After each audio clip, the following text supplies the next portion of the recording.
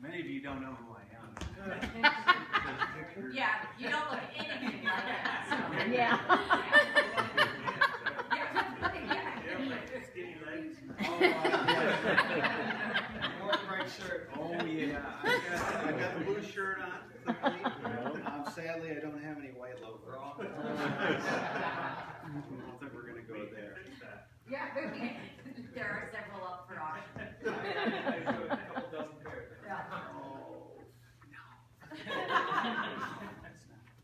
You know, like everyone that has already spoke before, thank everyone for coming. This is pretty special. It really is.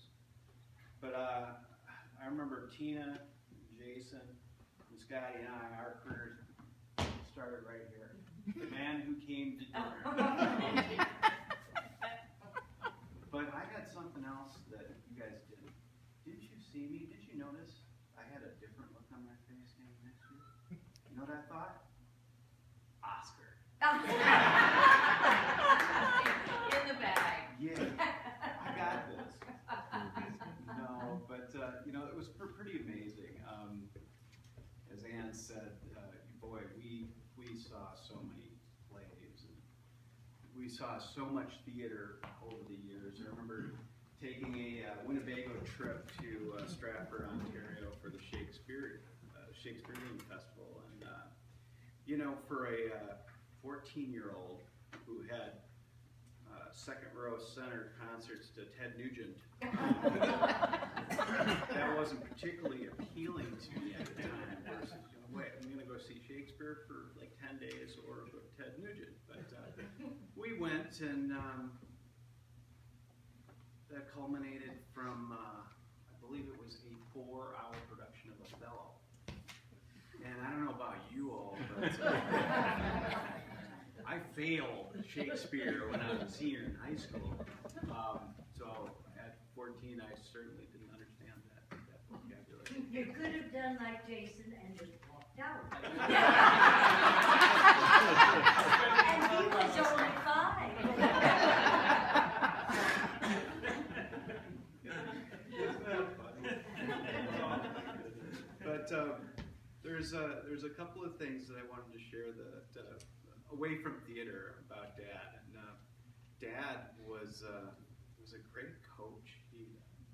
He coached the boys and I in Little League football, and he was classic. He was classic. He was very knowledgeable about play making and all that.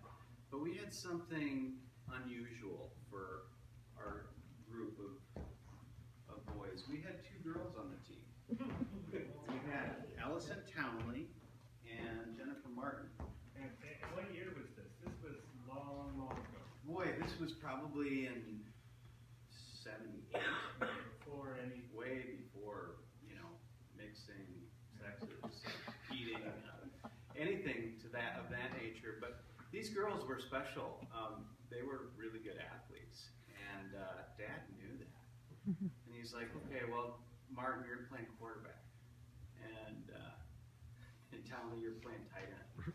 And we were like, okay. And the girl could flat out throw. So we went through this, you know, the whole season. We were actually winning games, and it was Dad's idea. And this is the kicker. Okay, Martin, come over here. Townley, come over here. Okay, when we're going through the line, at the end of the game, when we beat these guys, make sure your helmet's off.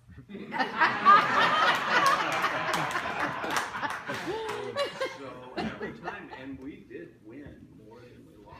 And every time, the girls' helmets would come off, the blonde hair would flow out, and all you could hear were the other team members saying, "We got beat by a bunch of girls." So, you know, but Dad was hilarious, teaching and showing us that interesting side. He was way above the time, but I really appreciate you all being here, and you know what, this is really, really special. Thanks.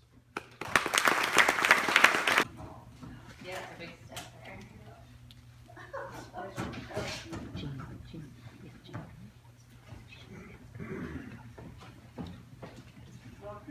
perhaps I should say a few words. I'm Bob's first cousin. My mom was a sister to his mother. And I'm Jean Westland Remich. And Bob was my first cousin. I always said that. My sister Ann and I never had a brother, so we had Bob. We thought he was just wonderful. We didn't know any other boys real well like that. Every summer, Bob and his sister Jerry would spend a week at our home in Center City. And we, in turn, would spend a week with the Haleys in Chatfield. We were always so proud of Bob. He was so handsome. He was so smart. When we stayed in Chatfield, Bob would teach us to play pool. He had a pool table in the basement, and we'd never seen that before, so we were real impressed. He was good to teach us. And he would take us on picnics by the Root River, and he'd try to trick us to step in cow pies in the field.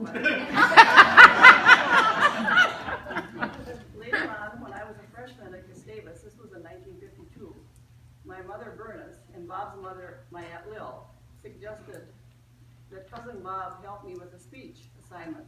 I was worried about it because Mrs. Evan Anderson was just a wonderful speech teacher in those days. And we spent that Thanksgiving writing a highly charged political speech. After I delivered the speech in class, my professor's comment was, "A great speech, but you didn't sound as though you knew what in the world you were talking about." It was clear that someone smarter than me had written my speech. Throughout the years, Bob continued to teach, inspire, and entertain me. He was a wonderful cousin and a great friend. Thank you.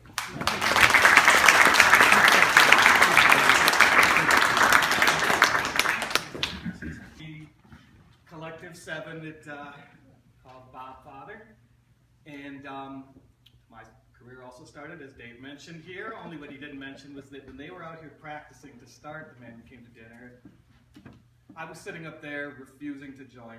I don't know why. I think I was probably 5, 6 years old, but I wanted no part of the theater. I was not going to come up here, but they weren't going to pay for a babysitter just for me. So they brought me here and sat me right up there, and sooner or later they said, "Come on," and I did. And next thing you know, I auditioned at the Guthrie, and here we are, years later. So I didn't want it. But I was young when Bob came into our lives, and I think he and I had a unique relationship that a lot of people didn't share. As far as there was always a little bit of friction between us, but I don't know. Some of you know Bob. He could have a little temper, and I might have pushed the buttons a few times and seen that temper go. And I was going to tell stories about the rental car in Europe that we pulled back up and dropped the keys and ran away from the condition that he left it after renting it.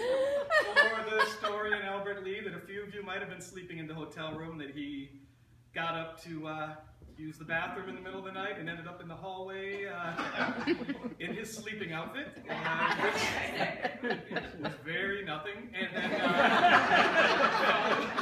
found himself a little boy's blazer to get himself up to the front desk and get a key to. But I wasn't going to tell that. I was going to say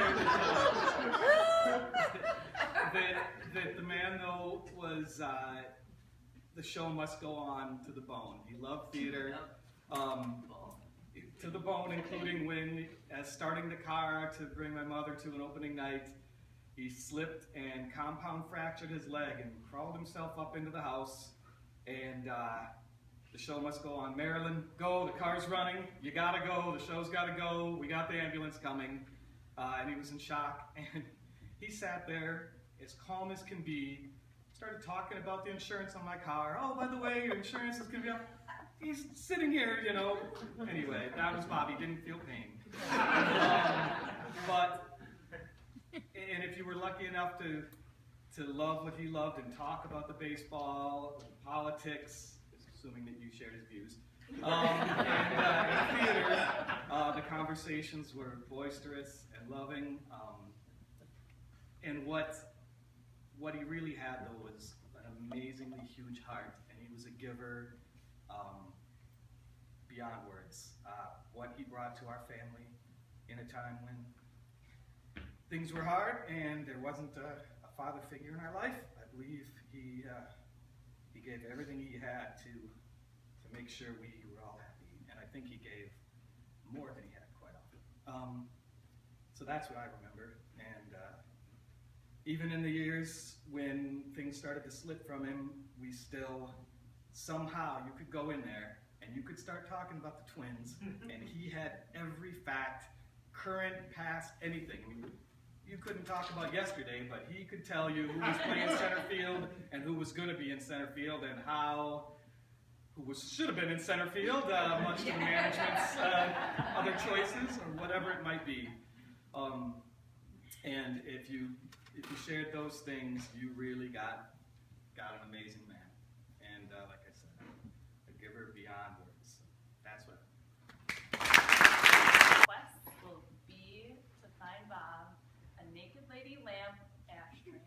Yeah. And I looked everywhere because the collection of naked lady lamps and ashtrays that he had always blew my mind walking into that house. And to find a combination for him would be one of my life's great moments. That was the holy grail that he looked for. Yep. Naked lady ashtray. When I find it, I will buy it, and I will cheers.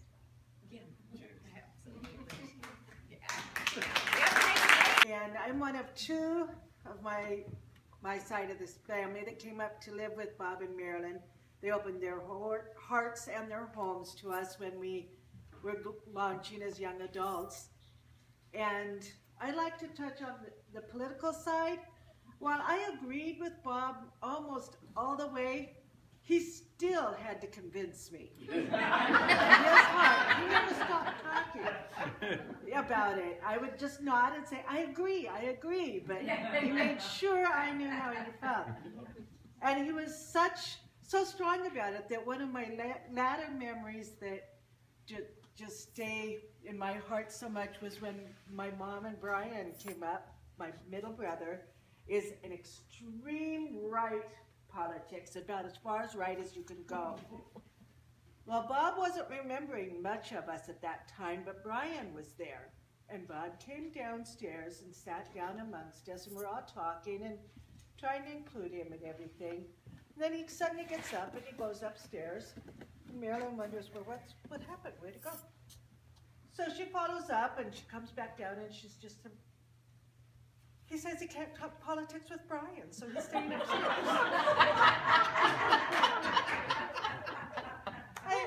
That's great.